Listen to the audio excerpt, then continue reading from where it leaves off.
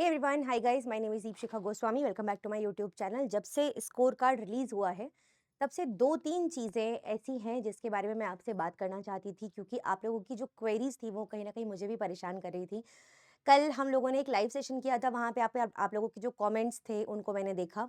जो मेरे वीडियो है उस पे लगभग 100 के आसपास कमेंट आप लोग ऑलरेडी कर चुके हैं, उनको मैंने देखा। टेलीग्राम पे में जो कमेंट्स मुझे मिल रहे हैं, जो मैसेजेस मुझे मिल रहे हैं, मैं उनको भी देख रही हूँ। मेल्स जो आ रहे हैं मैं उनको भी देख रही हूँ, और उन सब के बेसिस पर देयर आर 2-3 थिंग्स जिसके बारे में मैं आपसे बात करना चाहती हूँ। सबसे पहली चीज़ इसके बारे में मुझे आपसे बात करनी है, दैट इज़ कि जो आपका स्कोर कार्ड आपको मिला है वो किस तरीके से मिला है। उस स्कोर कार्ड में आपको 2 स्कोर्स दिए गए हैं जिसके बारे में हम थोड़ी-सी यहाँ पर बात करेंगे।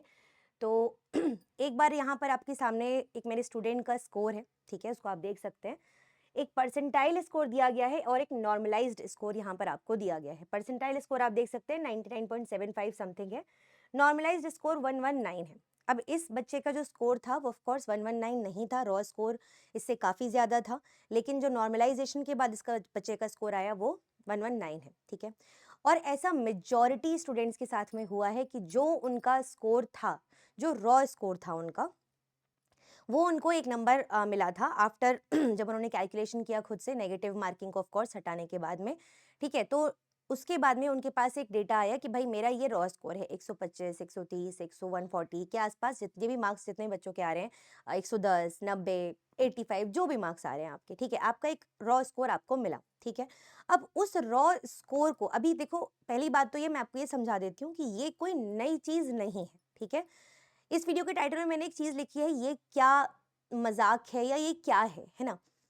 This is not about only this score और दिस नॉर्मलाइज्ड स्कोर, क्योंकि ऐसा नहीं है कि ये कोई नई चीज़ आ गई आपके सामने। परसेंटाइल स्कोर में अभी तक आपको स्कोर मिला करता था अपना, पहले आपको रॉ स्कोर ही मिलता था अपना, फिर परसेंटाइल स्कोर में आपको मार्क्स मिलने लगे, एंड देन अब नॉर्मलाइज्ड स्कोर आपके सामने ये पहली बार आया है। तो पहले तो ये समझ लीजिए कि कोई नई चीज़ नहीं है।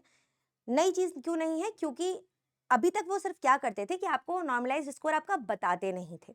इस बार उन्होंने एटलीस्ट ये एफर्ट लेके आपको इसका स्कोर भी बताया कि भाई तुम्हारे मार्क्स इतने कम हो गए, 10 नंबर कम हो गए, 15 नंबर कम हो गए, 7 नंबर कम हो गए, 8, जितने भी आपके मार्क्स ये कम हुए हैं, ठीक है? अब ये उन्होंने एक पर्टिकुलर तरीके से निकाले होंगे, तो इसको समझाने के लिए हम थोड़ी सी चीजें यहाँ पर समझ लेते हैं बच्चों की एग्जैक्टली ये है क्या। तो देखिए, पहली भी चीज तो ये कि नॉर्मलाइजेशन के प्रोसेस के बारे में आई एम श्योर आप सब अब तक समझ चुके हैं कि there is a process known as normalisation.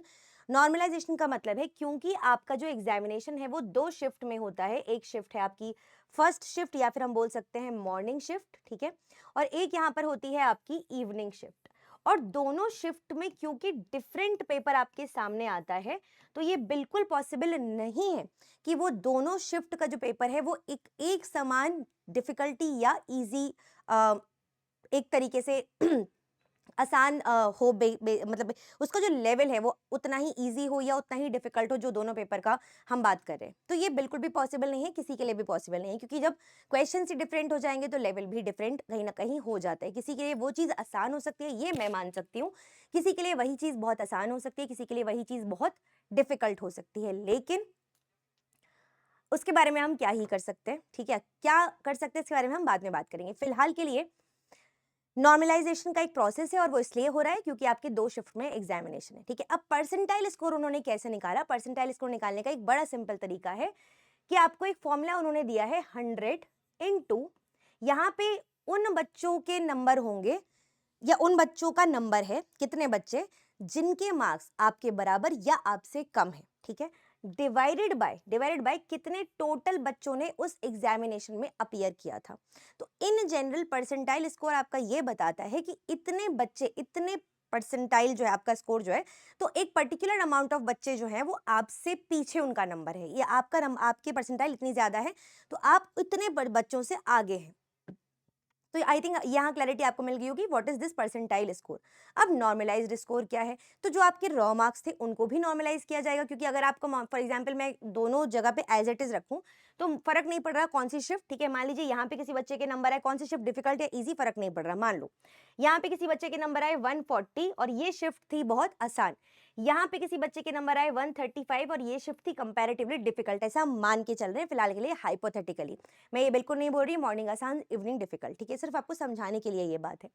तो मान लीजिए मॉर्निंग में आपके 140 मार्क्स आ रहे किसी बच्चे के, इवनिंग में 135 आ रहे, लेकिन इस बच्चे ने, हम देख रहे हैं कि फॉर एग्जाम्पल अच्छा एक और चीज, अब मान लीजिए यहाँ पे हाईएस्ट मार्क्स जो आ रहे हैं किसी बच्चे के वो 155 आ जा रहे हैं और यहाँ पे जो हाईएस्ट मार्क्स है वो 140 ही पहुंच पा रहे हैं। हाईएस्ट मार्क्स की बात करें या ऑन एन एवरेज अगर हम मार्क्स देख रहे हैं तो फर्स्ट शिफ्ट में वो ज्यादा ही ज्यादा है कंपैरेटिवली, सेकंड शिफ्ट में वो कंपैरेटिवली बच्चों के थोड़े से कम साइड पे है। तो इससे जो एनालिसिस करने वाले हैं उनको ये एक आइडिया मिल गया, वो एक उन्होंने फिगर आउट कर लिया कि भाई ये पेपर जो था कंपैरेटिवली थोड़ा सा डिफिकल्ट साइड पे था, ठीक है?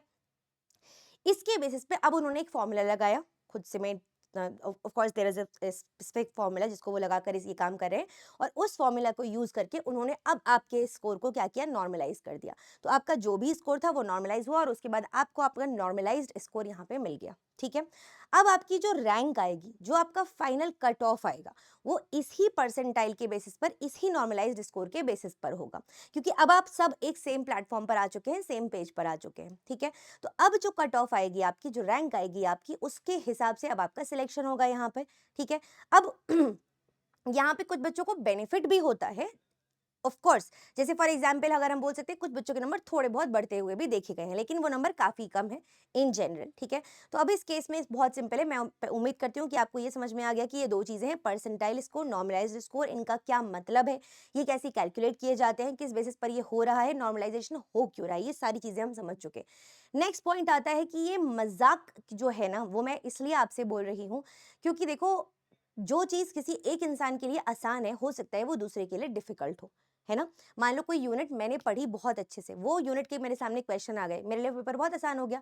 वहीं पे अगर मैंने कोई यूनिट ना पढ़ी होती और उस यूनिट के क्वेश्चन मुझे उस जगह पे मिल जाते या वो टॉपिक मिल जाता, मेरे लिए वो पेपर डिफिकल्ट हो जाता।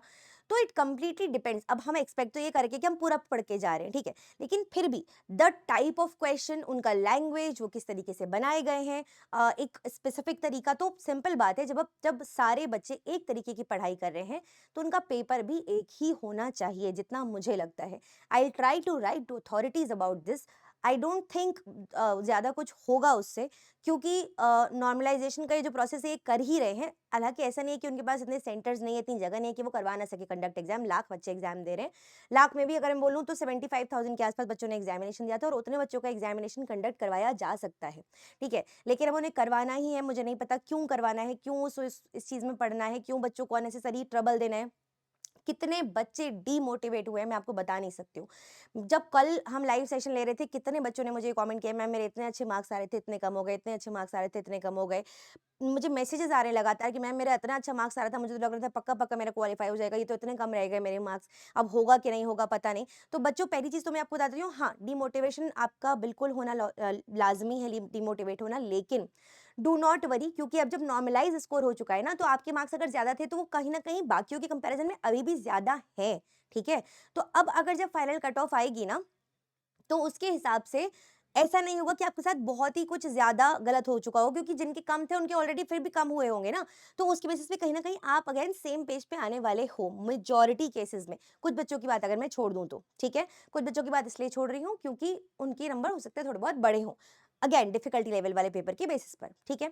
तो ये कुछ बातें थी जो मुझे आपसे करनी थी। I will try to write to authorities, मुझे नहीं पता इससे कुछ होगा कि नहीं होगा, बट अगर आपको लगता है आप भी मेल कर सकते हैं, मैं बिल्कुल नहीं बोलूँगी सब के सब धरने देने बैठ जाओ और आज से शुरू कर दो ये सब करना काम, मैं बिल्कुल ऐसा नहीं करने बोलूँगी आपको। मैं चाहूँगी कि आप अपनी पढ़ाई पे ध्यान दें, उस पे फ़ोकस करें। मेरा काम है, मैं कोशिश करूँगी। आप में से जिसको लगता है कि अगर उससे कुछ फ़र्क पड़ेगा, आप अपनी साइड से बिल्कुल मेल करने की कोशिश कीजिए। अगर आपको एक पर्टिकुलर फ़ॉर्मेट चाहिए कि क्या मेल मैम करें, तो मुझे बता दीजिए, मैं आपके साथ एक फ़ॉर्मेट जो है वो शेयर कर दूँगी कि ये आप मेल कर सकते हैं, ठीक है?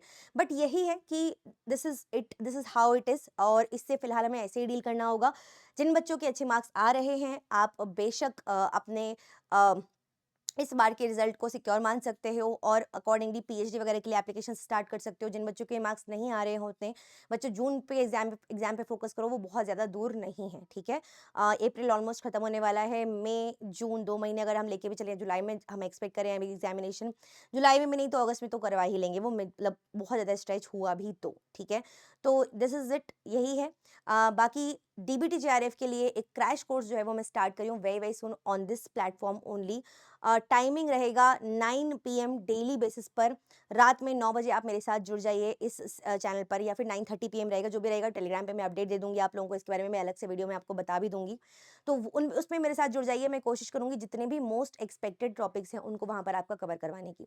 तो जो भी चाहते हैं मेरे ये क्रैश कोर्स जल्दी से जल्दी शुरू करूं और आप लोग जुड़ने वाले हैं मेरे साथ, प्लीज कमेंट में लिख दीजिए yes ma'am we are going to live, we are going to come to the live session, ये मेंशन ज़रूर कर दीजिएगा।